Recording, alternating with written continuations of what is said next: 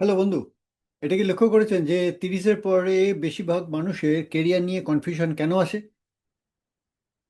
এই কেরিয়ার নিয়ে কনফিউশন শুধু আমার নয়, আপনার নয়, এটা বহু মানুষের হয়ে থাকে। আর সেটা তার মোটামুটি 30 পেরিয়ে যাওয়ার পরে। আমি আশুতোষ, না, আমি কেরিয়ার টার্ন কোচ। আজকে কয়েক মিনিটের মধ্যে আপনাকে আমি জানাচ্ছি এর কতগুলো কারণ, যে কারণগুলো জানলে হয়তো আপনার কাছে জিনিসটা অনেকটা ক্লিয়ার হয়ে যেতে পারে।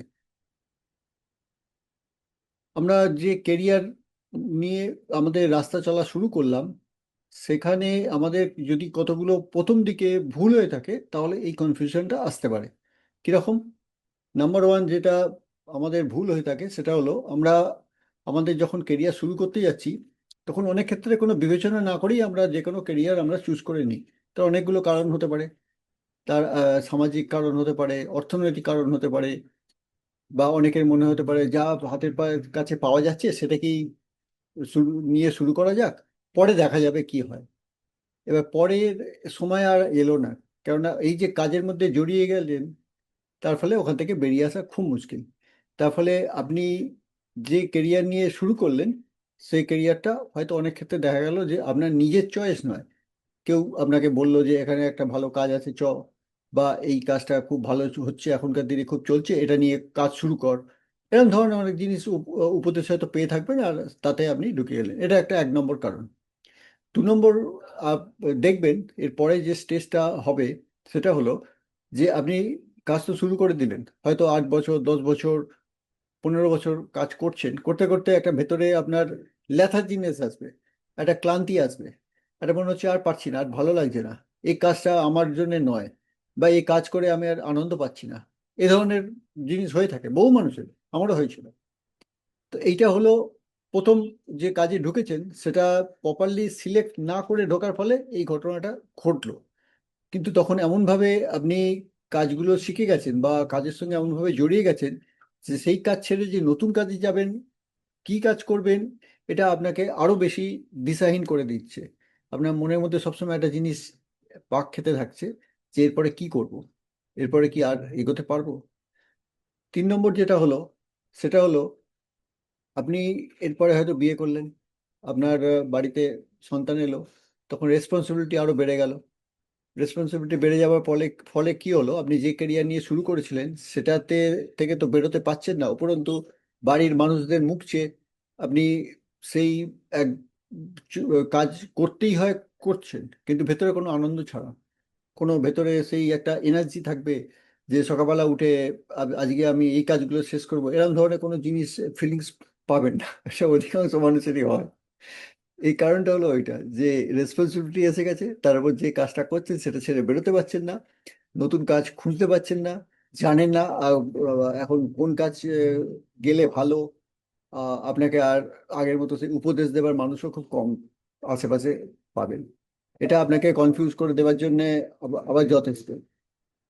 এবার 4 নম্বর যেটা হলো সেটা হলো, এবার আপনি সার্চ করা শুরু করলেন যে না, আর হচ্ছে না, এবারে শুরু করা যাক অন্য কিছু, এবার অন্য ভাবে কিছু করা যাক বা অন্যভাবে দেখি।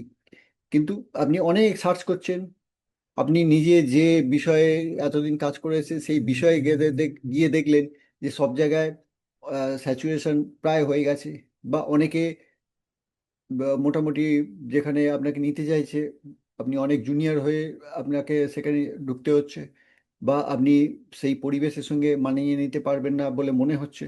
এরকম অনেক জিনিস আপনাকে আরো বেশি পাজল করে দিচ্ছে। এগুলো হয়ে থাকে। এইগুলো হলো 4টে স্টেজ।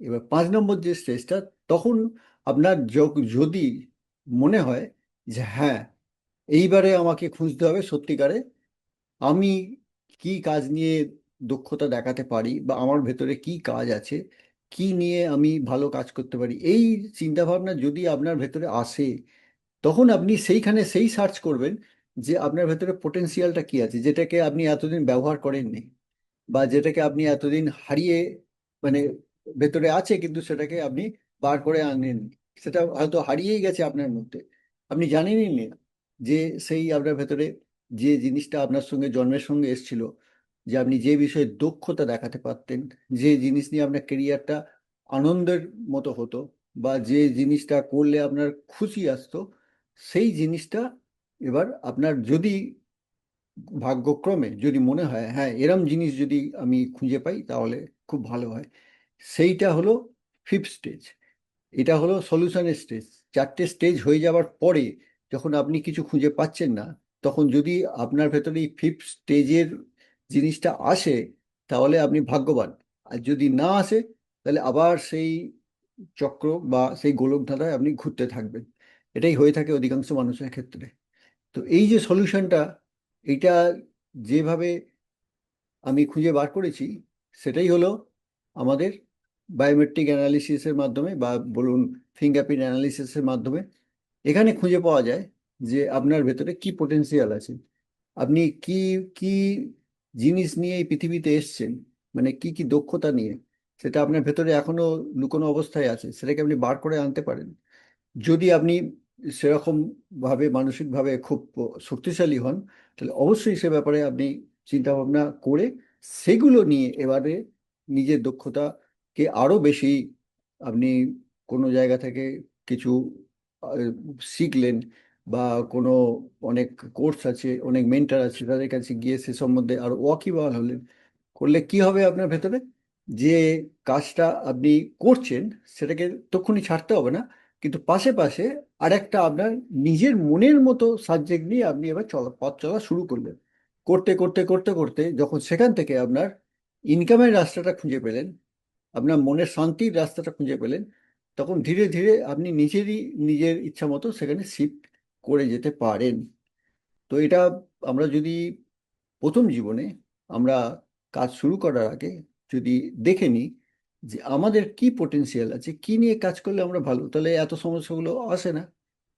আর যদি এসে গিয়ে থাকে তারও সলিউশন আছে।